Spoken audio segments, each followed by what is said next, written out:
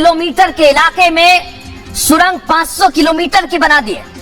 सवाल यही कि कैसे बनाई होगी वो मैं आपको बताऊंगा, लेकिन कुछ इसी तरह जिग-जैग सुरंग का इस्तेमाल हमास के आते हैं। लेकिन अब मैं आपको और भी तस्वीर दिखाऊंगा कि इस सुरंग का इस्तेमाल कितना बड़ा हथियार हमास के लिए बन गया। ये आप देखिए, इसमें बाकायदा दौड़ लगा रहे हैं, एक जगह से दूसरी जगह जा सकते हैं।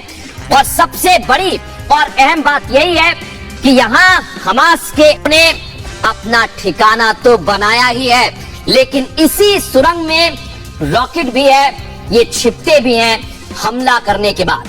अब मैं आपको बताऊंगा कि जंग में ये सुरंग हमास के लिए कैसे ढाल बन गई है। दर्शक, आपने देखा कि इसमें दौड़ लगा रहे थे, लेकिन अब इजराइल के सामने चुनौती है, क्योंकि यही हमास का सबसे बड़ा हथियार है। ये आप देख रहे हैं जरा, इसी तरह की सुरंग है और जंग में ढाल बन गई है।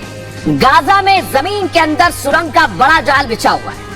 ये सुरंग हमास के लिए लाइफ लाइन साबित हो रही है।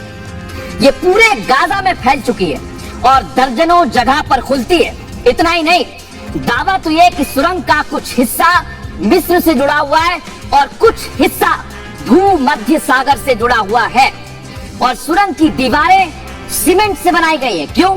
मतलब आम हमले का इस पर कोई असर नहीं होता है। समझिए जरा, सैटेलाइट भी इसे पकड़ नहीं सकती है और इसलिए हमास के लिए ये ढाल की तरह बन गई है।